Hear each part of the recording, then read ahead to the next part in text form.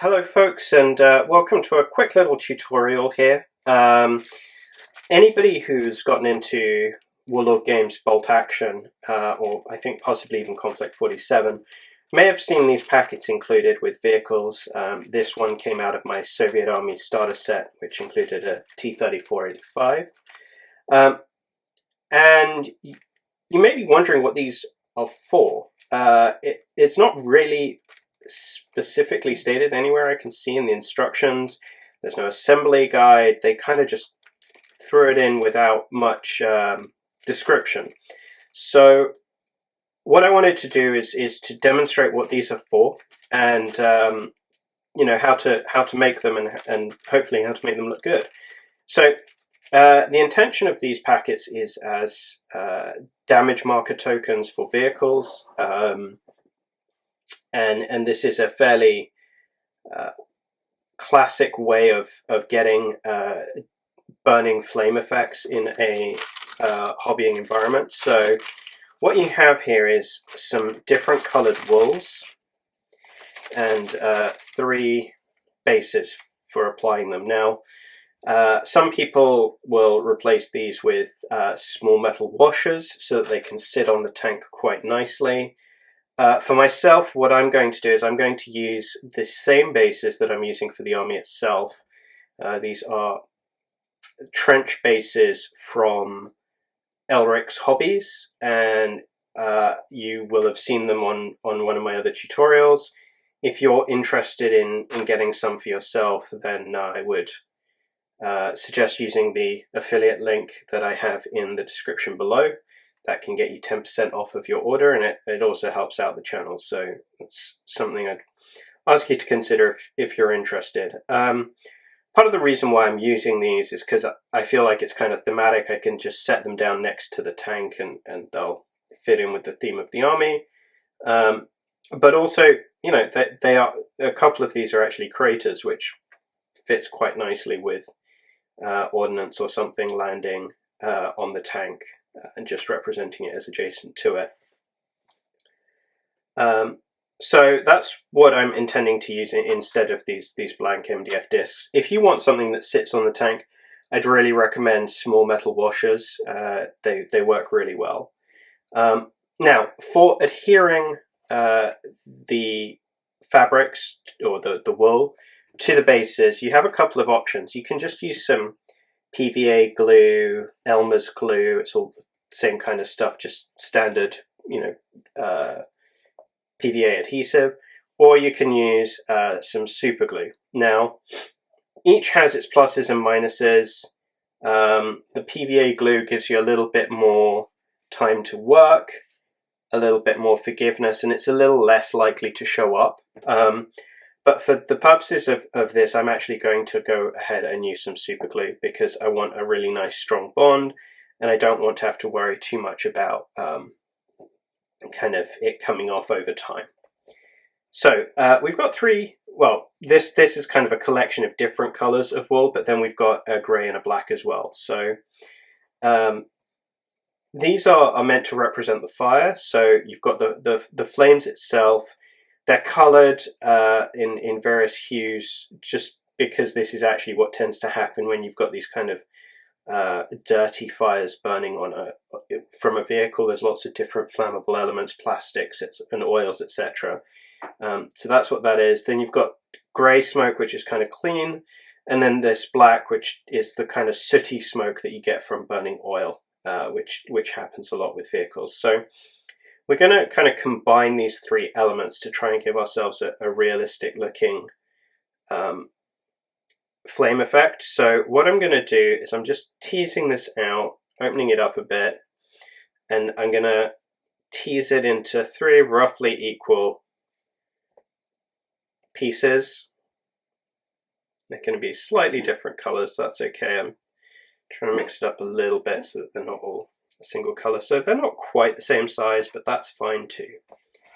So these strands are actually a little bit longer than I'd like. So what I'm going to do is I'm just going to chop them in half. I would recommend using scissors for this rather than a knife, but a knife is what I have to hand without stopping the camera. and then I'm going to roll them up. Now, the thing about wool, the hairs have tiny little hooks on them, and you can use those hooks to bind the strands together. It's called felting, and what it does is it allows you to give the fabric some structure. So here we've got the fire that's going to be the lowest element of this. I'm going to set these two strands aside for the moment. Next up, we're going to introduce some grey to this. So again, I'm going to kind of tease this out, and this is a little shorter strands, which is nice. Okay, so we've got three roughly equal ones here. What I'm actually going to do is I'm going to use the smallest one with the yellowy black smoke, the flame, the sootier flame.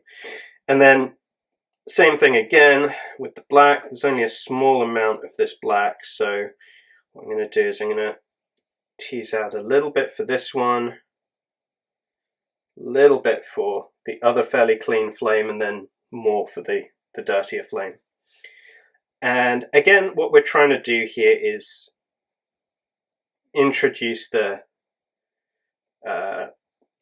smoke into the flame in a somewhat realistic manner. So I started at the bottom, but I'm going to be pulling most of it up towards the end. I want to still see some at the very bottom, but I want to kind of introduce it into the whole piece, and where it's going to linger most is at the top.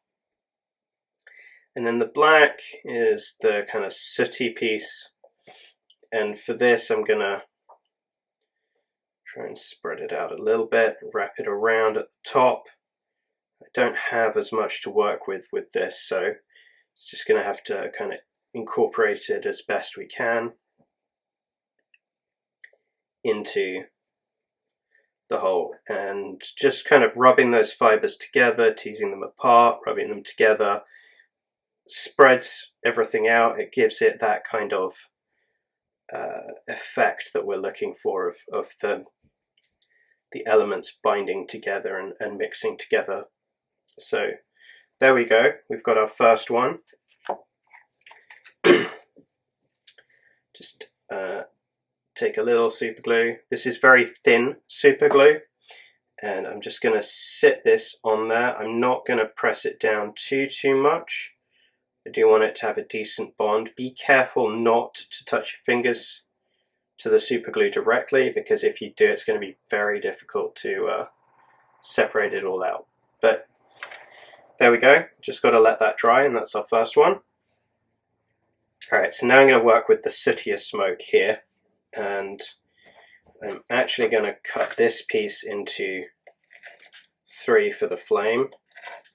Really shorten it out because these are very long fibrous strands.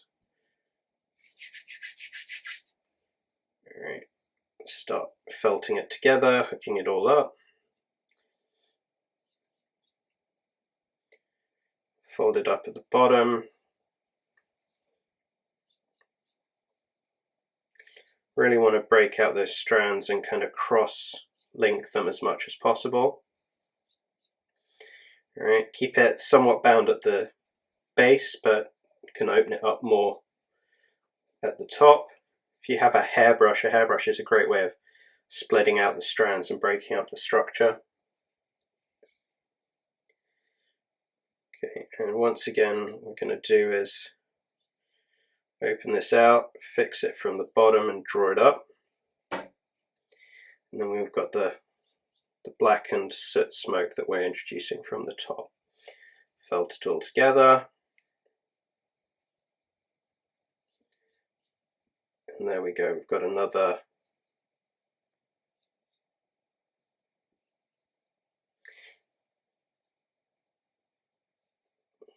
flame marker ready to go. So again, you know, need to be careful with where the super glue goes and making sure it doesn't touch your fingers. The reason you really need to be careful about that in this case is because if the super glue gets on your fingers, the fibers will bind to your fingers, and there's no good way of recovering or saving that. It's just going to have to be chucked when you get it off your fingers. So doing it this way is a much better technique. And then we'll do the last one quickly here. So again, we've got the flames, and maybe we'll make this a kind of tall flame here. So much fresher fire than the previous ones that we saw. Felt up a nice strong base to it.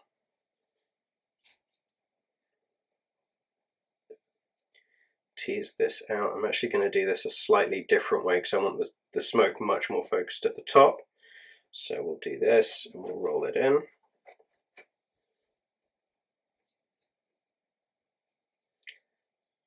We've got the flames rushing up, and then got a little bit of black smoke that we can introduce right at the very top. So again, let's roll it in.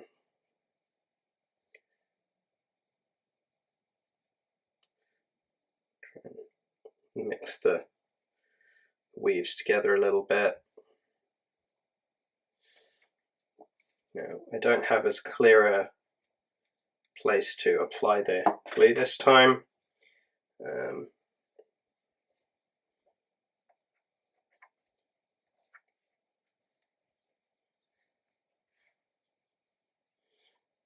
Just fix it there for a bit. And then what you can do once the glue is fully cured is you can start teasing it apart and continuing to work it and continuing to felt it in to give the effect that you're really wanting. But there we have 3 damage markers quickly assembled for your bolt action vehicles. Well, that's it, folks. As I said before, there are affiliate links in the description, which will help me out, help the channel out, and give you guys a discount, both for Elric Hobbies, and my other affiliate link is for Herrick Games and Hobbies, which is a family-run store here in the California area, but they ship across the US, and that link will get you $10 off your first order. Please do consider liking the video, subscribing to my channel, and throwing a comment in there what you'd like to see next, what you don't like about the channel. Anything is good. It all helps me get feedback and be encouraged to contribute more to the channel. So thank you all for watching, and as always, later days.